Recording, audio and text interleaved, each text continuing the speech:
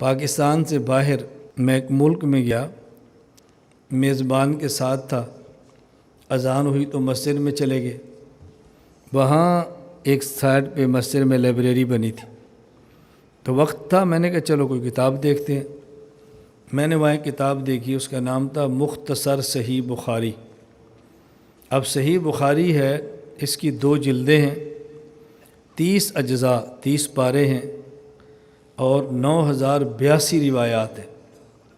اور وہ جو مختصر صحیح بخاری تھی وہ چھوٹی سی تھی اور ایک جلد میں تھی۔ اب عام آدمی پڑھے گا تو شکریہ ادا کرے گا مصنف کا، اس نے اتنی بڑی بخاری کو اتنا سا کر دیا ہے اور شارٹ کٹ کر دیا ہے، مختصر سی بخاری ہے، وقت تھوڑا ہوتا ہے، ہم نے اسکول بھی جانا ہے، کالج بھی جانا ہے، دفتر بھی جانا ہے، کام بھی ہے، تو صحیح بخاری بھی پڑھ لیں گے، وقت بھی تھوڑا لگے گا۔ میں نے مختصر صحیح بخاری اٹھا لی۔ اب چونکہ ہمارا دن رات کا کام ہے، ہمیں اندازہ ہوتا ہے کہ انہوں نے کہاں پہ ہاتھ صاف کیا ہوگا۔ ہاتھ صاف کرنا سمجھتے ہیں نا، ان نے کہاں پہ ہاتھ صاف کیا ہوگا، ان نے کس حدیث میں کچھ نہ کچھ کام کیا ہوگا، ہمیں اندازہ ہوتا ہے۔ میں نے صحیح بخاری مختصر نکالی۔ اب حضرت امام بخاری رحمۃ اللہ علیہ ایک مسئلہ بیان فرماتے ہیں، باب ما یذکر فی الفخذ، ران کا حکم کیا ہے؟ یہ جو یعنی ناف سے لے کے یہ جو ٹانگ ہے گھٹنے تک اوپر کا حصہ ران، اس کا حکم کیا ہے؟ سطر ہے یا نہیں ہے، چھپانا فرض ہے یا نہیں چھپانا، یہ مسئلہ بیان کیا۔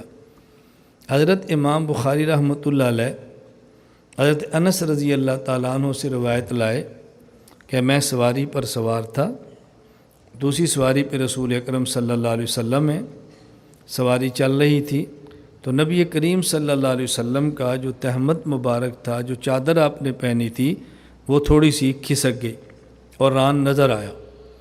انس فرماتے ہیں کہ میں نے دیکھنا شروع کیا تو رسول اکرم صلی اللہ علیہ وسلم نے تھوڑا سا کپڑا نیچے کر کے ران کو زیادہ کھول دیا، تو میں نے جی بھر کے دیکھا، کھول دیا۔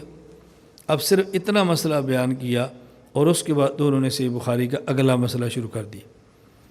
اب بتاؤ، جو آدمی بغیر کسی کے پوچھے اس صحیح بخاری کو کھولے گا اور ران والا مسئلہ پڑھے گا، یہ حدیث دیکھے گا تو اس کا ذہن بنے گا کہ ران سطر نہیں ہے۔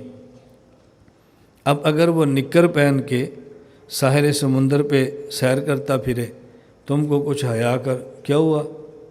یہ ران کھلا ہوا ہے، کہ گا سنت ہے، اللہ کے نبی نے خود دکھایا ہے، صحیح بخاری میں روایت ہے۔ اب بتاؤ اس بچے کا کیا قصور ہے؟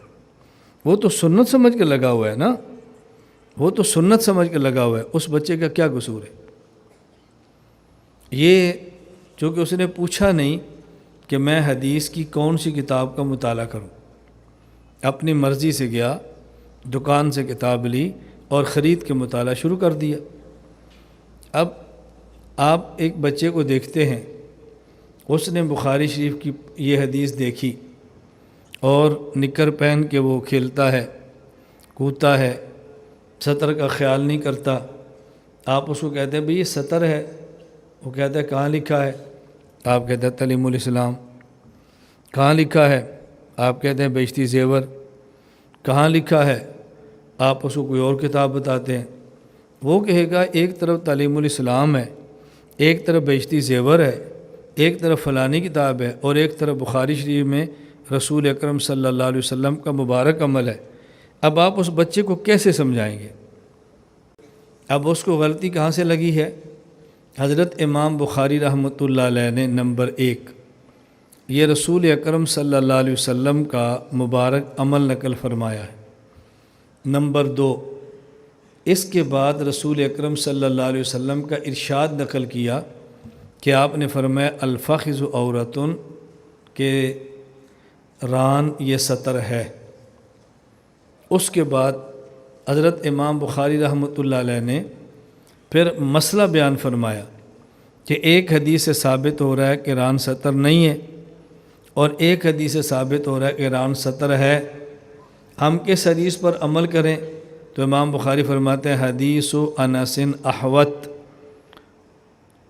امام بخاری فرمانا حدیث انس اسند، مضبوط سند حضرت انس والی حدیث کی ہے کہ ران سطر نہیں ہے، لیکن یہ جو حدیث ہے الفخذ و عورت ان کے ران سطر ہے احوط، عمل اس پہ کرنا ہے۔ تو حضرت امام بخاری رحمۃ اللہ علیہ ایک حدیث بیان فرمائی جس سے ثابت ہوا کہ ران سطر نہیں، پھر اللہ کے نبی کا ارشاد نقل کیا کہ جس سے ثابت ہوا کہ ران سطر ہے، پھر امام بخاری نے اپنا فیصلہ بتایا کہ ران سطر ہے، لیکن اس لکھنے والے نے ران سطر ہے یہ حدیث بھی چھوڑ دی، امام بخاری کا فیصلہ ران سطر ہے یہ بھی چھوڑ دیا، صرف اللہ کے نبی کا عمل نقل کیا کہ حضرت انس نے دیکھا، آپ نے اور ران کھول دیا، انس نے خوب دیکھا، جس سے ثابت ہوا کہ ران سطر نہیں۔ تو امام بخاری نے اگر یہ حدیث نقل کی کہ جس سے ثابت ہوا کہ ران سطر نہیں، تو وہ حدیث بھی نقل کی نا کہ جس سے ثابت ہوا کہ ران سطر ہے۔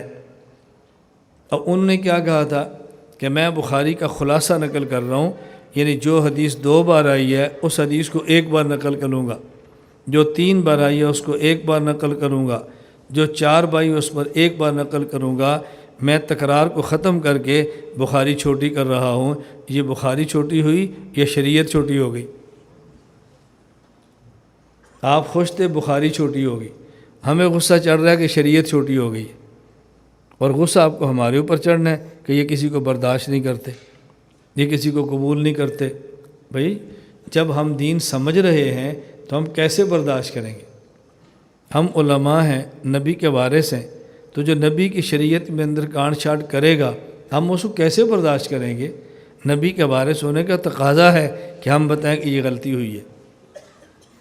ایک اور بات سمجھ لیں، ایک ہے رسول اللہ صلی اللہ علیہ وسلم کا فعل کہ آپ نے ران دکھایا، ایک ہے آپ کا ارشاد کہ ران سطر ہے، آپ نے فرمایا۔